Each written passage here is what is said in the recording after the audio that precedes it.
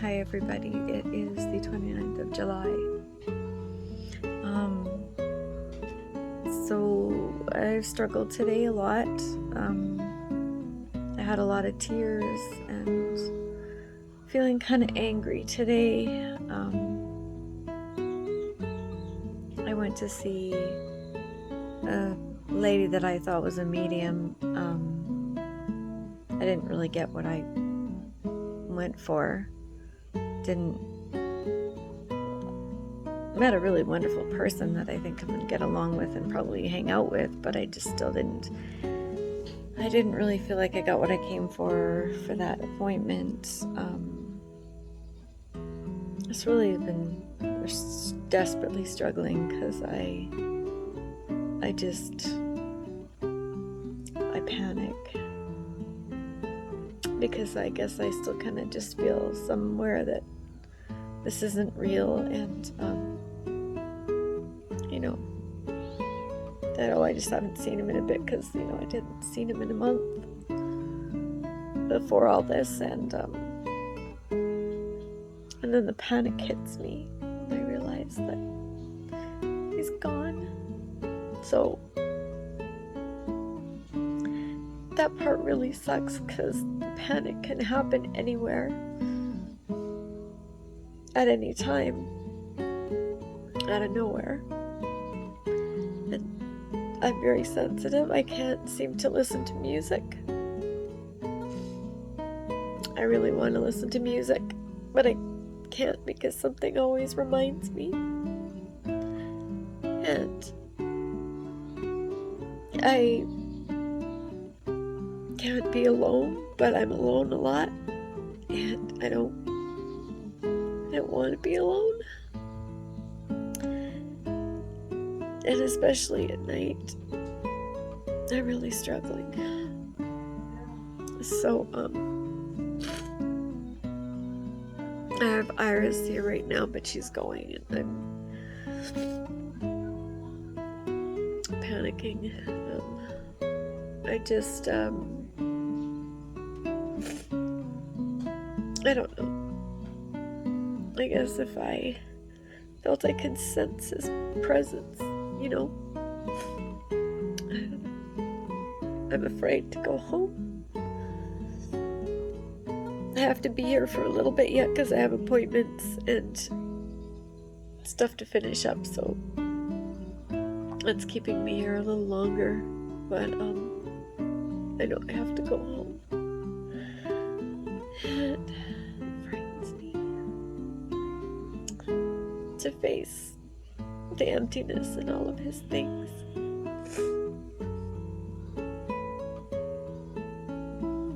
And I had to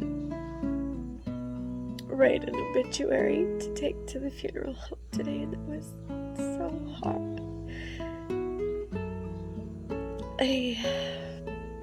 It's just not right that a person experiencing this grieving now has to do all of this stuff, and it has to be done like now,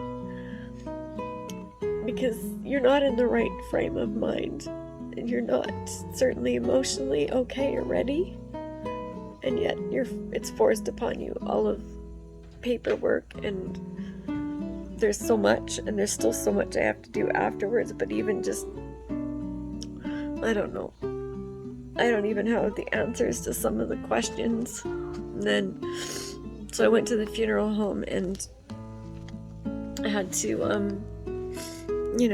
pay their huge fees, which again, is ridiculous because I haven't been working and he hasn't been working, and the company put him as a temporary worker, so the money that he got from WCB is very, very small, but compared to what he would have got had they put him as a regular worker, like that he'd been hired on, which he had been, and now the companies reneged on it. And then I find out that the company is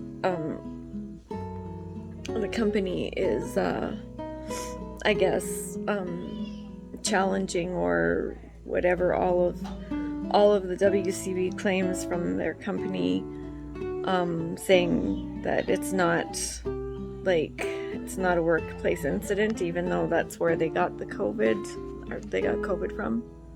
The COVID, I don't know what I just can't even talk right anymore. Sorry if you're hearing their voices in the background. And Ren crying because he doesn't want to go home. He wants to stay with me.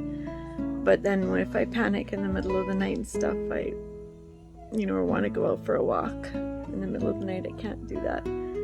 So, anyway, hopefully they're gonna be a little more quiet now. Lost my train of thought. I don't know. All the fees and stuff in the company saying that I don't understand this workplace. It's a workplace accident. He got injured at work. He didn't come home. Anyway, so that's frustrating because it just, why do we pay for these insurances when all they're gonna, it's not just WCB, it's the other insurance too. They're saying that it's not a workplace accident or whatever, so they're trying to decline that he's eligible for workplace death and accidental workplace death and dismemberment, because they're saying it's not an accident. It was required at work.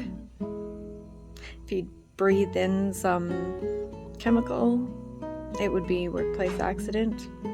But they're saying because global pandemic, I guess, they're trying to get out of it. But yet, again, we pay this money and then the insurance company just tries to fight because they don't want to pay, and that's like what they're supposed to be there for. So it's really clearly just a rigged up shitty system to make money for them and not for us. It's not there to really protect us at all, it seems like. So it's frustrating as heck.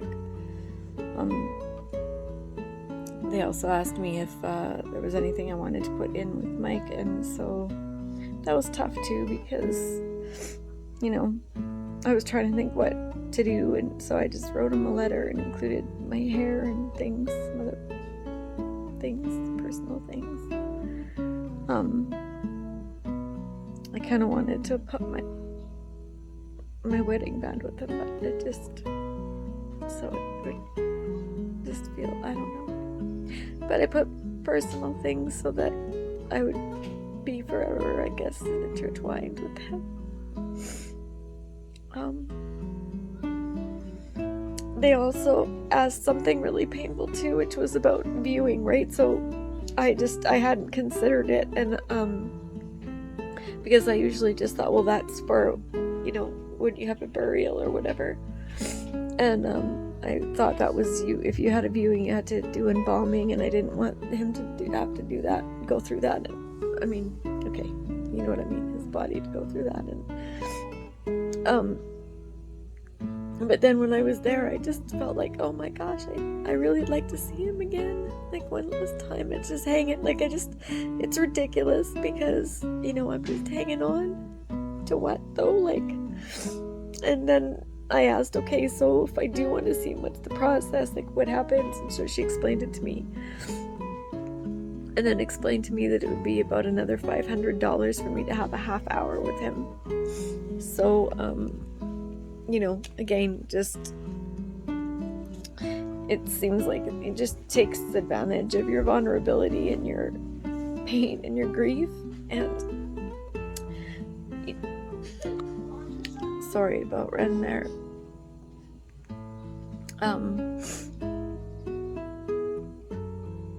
So I'm frustrated because, I had to go back there today, and that's all I could think of was knowing that he's there still, and I just desperately wanted to see him. And I don't know. This is just such a strange place to be, and I don't know.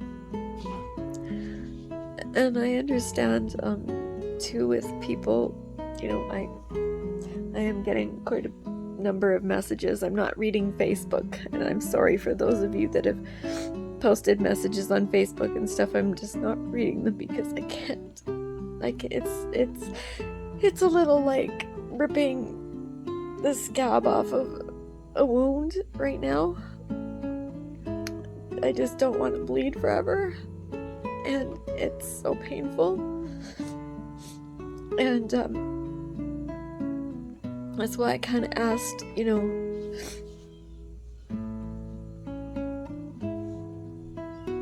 just about not. I know everybody means really well and wants to reach out, and I do appreciate it. Please don't get me wrong, I really do. I just need time. Then I can hear those words and it won't be quite as painful, I think. But when everything is still so raw, I'm finding it really hard just to, I won't go to Mike's Facebook, and I won't go to my own, and I've turned the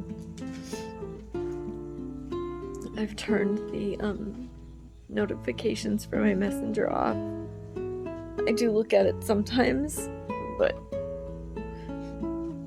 not very often. But there's some people that for whatever reason, that some family members that still, like my mom, messages me on Messenger.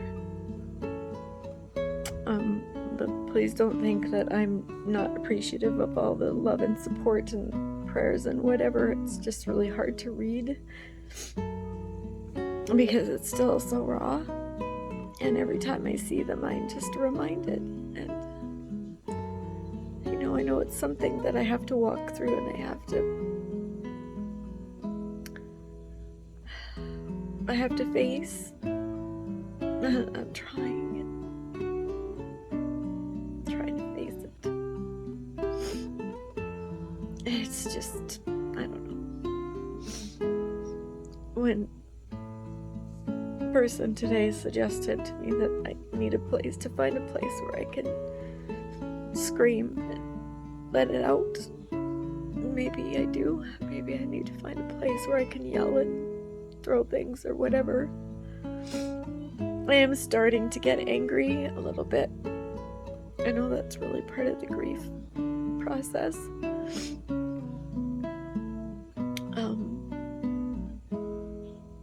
And yeah, I'm just very angry that he's taken from me, and other things that I just won't have a chance to resolve. And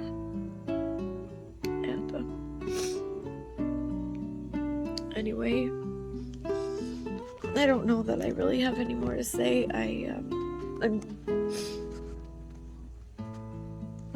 There are some people that are trying to come and be around me that are really helpful, who've been here through the process for me for the last number of months,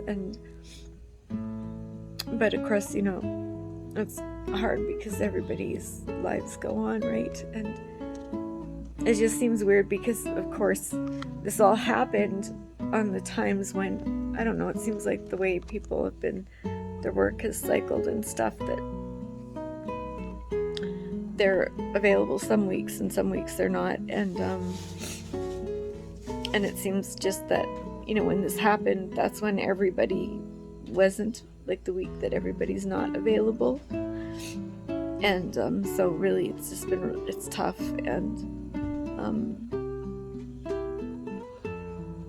I don't know, and I really just have to listen to, when I feel crappy, just go for a walk or whatever, rather than sit inside these four walls, because I feel kind of nutso, like I feel panicky when I just sit here and I can't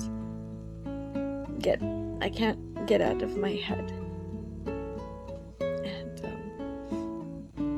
because I'm in my head a lot, and I don't know that talking about it really helps. So it's not like phone calls help. so much, but it's just having someone present. Just a sec, there's a call.